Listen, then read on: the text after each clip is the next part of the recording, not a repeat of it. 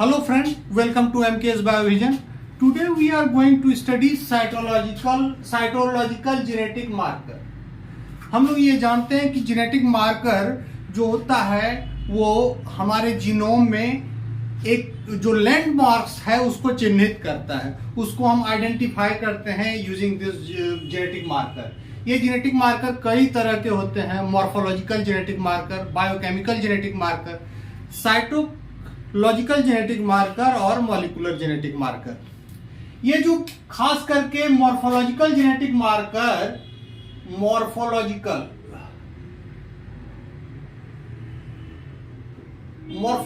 Genetic marker होता है, ये पॉलीमॉर्फिज्म को शो करता है. एलिलिक वेरिएशंस को हम फिनोटिपिक वेरिएशन से कोरिलेट करते हैं और उसके बाद हम लिंकेज मैप बना के रिलेटिव डिस्टेंस जीन्स का पता करते हैं. इस तरह से मॉलिक्यूलर मार्कर हमको जीन मैपिंग में मदद करता है. जो दूसरा चीज है वो है बायोकेमिकल जेनेटिक मार्कर.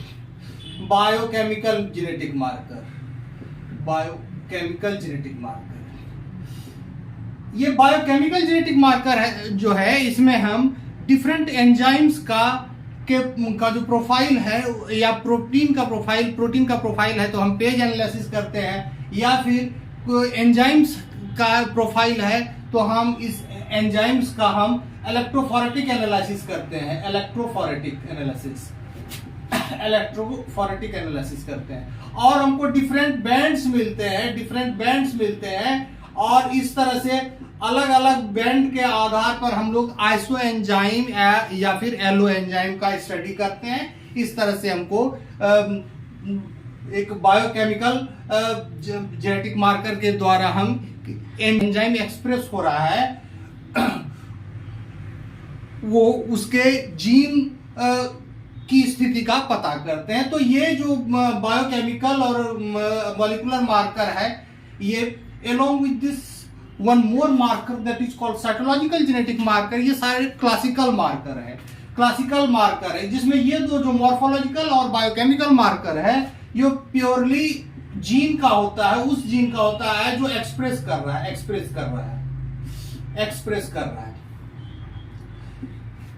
लेकिन साइटोलॉजिकल जेनेटिक मार्कर या फिर molecular genetic marker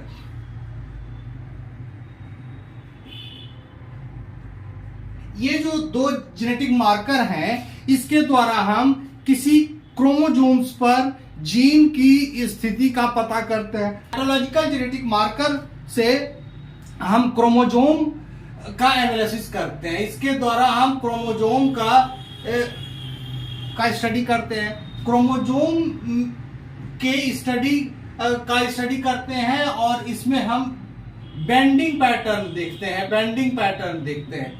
metaphase chromosome जो है वो थिकेस्ट क्रोमोसोम होता है और इसमें हम कई तरह के स्टेन का इस्तेमाल करते हैं. ये गिम्सा स्टेन भी हो सकता है. गिम्सा स्टेन जो सबसे यूज किया जाने वाला स्टेन है वो गिम्सा स्टेन है, या फिर क्यूनाक्रीन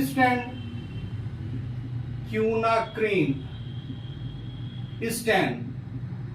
तो क्रोमोसोम को स्कैनिंग करते हैं. इसके बाद हमको एक लाइट और डार्क बैंड इसमें मिलता है और उस लाइट और डार्क बैंड को हम देखते हैं माइक्रोस्कोप में, कंपाउंड माइक्रोस्कोप में देखते हैं. If the dye is of fluorescent nature then we use fluorescent microscope also to see the chromosome. ऐसा करने से हमको क्रोमोसोम के शेप का पता चलता है, शेप, साइज, सेंट्रोमियर का पोजीशन और बैंड्स और सब बैंड्स का पता चलता है. ये जो कोई डिलीशन होता है तो उसमें कोई पर्टिकुलर बैंड मिसिंग होता है. डुप्लीकेशन म्यूटेशन है तो कोई खास बैंड 2 बार पाया जाता है. तो इस तरह से हम उस बैंडिंग को देखते हैं. इसके अतिरिक्त ट्रिप्लॉइडी, एन्यूप्लॉइडी जो होता है वो केस भी हम देखते हैं कि एन्यूप्लॉयड वाला स्थिति है, क्लाइनेफेल्टर सिंड्रोम है, ट्राइसोमी है किसी क्रोमोजोम का, तो वो सब भी हम इसको देखते हैं। डिलीशन म्यूटेशन, डुप्लीकेशन म्यूटेशन का भी हम इसके द्वारा स्टडी करते हैं। इसके अतिरिक्त जो एक दूसरा टेक्निक है साइटोलॉजिकल जेनेटिक मार्कर का, वो है फ्लोरेसेंट इन सीटू हाइब्रिडाइजेशन। सेंट इन सीटू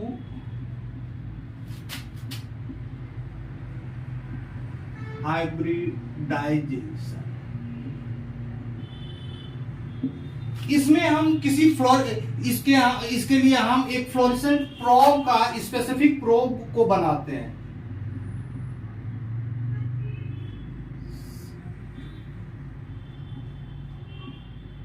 फ्लोरेसेंट प्रोब को बनाते हैं। फ्लोरेसेंट प्रोब को बनाते हैं तो मान लीजिए ये फ्लोरेसेंट प्रोब क्या करेगा, किसी पर्टिकुलर क्रोमोजोम के किसी पर्टिकुलर रीजन में बाइंड करेगा। ये फ्लोरेसेंट प्रोब जो होता है होल क्रोमोजोम के लिए भी बनाया जाता है और किसी खास रीजन के लिए भी बनाया जाता है। जैसे मान लीजिए इस रीजन के लिए बनाया गया है तो इस रीजन पर ये बाइंड करेगा। सपोज कि यहां कोई इंपॉर्टेंट जीन है वो मिसिंग है, डिलीशन हो गया है, मिसिंग है, तो जब मिसिंग है तो ये फ्लोरेसेंट प्रोब वहां बाइंड नहीं कर पाएगा। तो जब फ्लोरेसेंट प्रोब बाइंड नहीं कर पाएगा तो this acts as an indication of deletion mutation. तो इससे हम ट्रांसलोकेशन और डिलीशन म्यूटेशन का भी स्टडी कर सकते हैं बाय क्रिएटिंग फ्लोरेसेंट प्रोब, और इसमें भी हम फ्लोरेसेंट माइक्रोस्कोप का इस्तेमाल करके हम जीन में के जो म्यूटेशंस हैं उसको हम देखते हैं। इसके द्वारा भी हम क्रोमोजोम का, यदि प्रोब होल क्रोमोजोम का प्रोब है तो हम डिफरेंट फ्लोरेसेंट का यूज करके हम इसको हम कहते हैं क्रोमोजोम का पेंटिंग, क्रोमोजोमल पेंटिंग। तो डिफरेंट स्ट्रैंड का यूज करके हम डिफरेंट रीजन्स ऑफ क्रोमोजोम को फ्लोरेसेंट डाई के द्वारा हाईलाइट करके देखते हैं। तो इस तरह से हमको क्रोमोजोम के स्पेसिफिक रीजन में या यदि कोई म्यूटेशन हुआ है तो वो पता चलता है। तो ये इस तरह का जो पॉलीमॉर्फिज्म है, पर्टिकुलरली ये म्यूटेशन का स्टडी करके जो ये फिश एनालिसिस है, this is called FISH. Using the FISH analysis we can analyse various mutations, translocation, जो क्रोमोजोमल एबिरेशंस है पर्टिकुलरली, या फिर क्रोमोजोम का मॉर्फोलॉजी है, इसको हम आसानी से स्टडी कर सकते हैं। साइटोलॉजिकल जेनेटिक मॉलिक्यूलर मार्कर से भी, मॉलिक्यूलर मार्कर के द्वारा हम क्या करते हैं, ये देखा जाता है कि क्लासिकल जो म्यूटेशन जेनेटिक मार्कर्स है उसका एक अपना लिमिटेशन है, क्योंकि ये एक क्रोमोजोम को देखता है। यदि क्रोमोजोम को हम ओपन अप करें, डीएनए थ्रेड को देखें तो ये काफी लंबा होगा, और वो न्यूक्लियोटाइड स्पेसिफिक जोन को यदि देखना होगा तो उसके लिए हम मॉलिक्यूलर मार्कर का इस्तेमाल करते हैं। ये मॉलिक्यूलर मार्कर स्पेसिफिक रीजन को देखता है। स्पेसिफिक रीजन जहां इन स्पेसिफिक रीजन, वो रीजन भी जो कभी एक्सप्रेस नहीं होता है, रिपीटिटिव सीक्वेंस है, इंट्रोन्स है, यूनिक सीक्वेंसेस है, इन सब का स्टडी हम मॉलिक्यूलर मार्कर के द्वारा कर सकते हैं। इस तरह से हम साइटोलॉजिकल मार्कर, मॉर्फोलॉजिकल मार्कर और डिफरेंट मार्कर्स का इस्तेमाल करके हम जीन का जो डिफरेंट लैंडमार्क्स है ह्यूमन, किसी भी जीनोम का, किसी पर्टिकुलर ऑर्गेनिज्म के जीनोम का जो डिफरेंट लैंडमार्क्स है उसको हम आइडेंटिफाई करते हैं। उसके पोजीशन को, रिलेटिव पोजीशन को हम देखते हैं।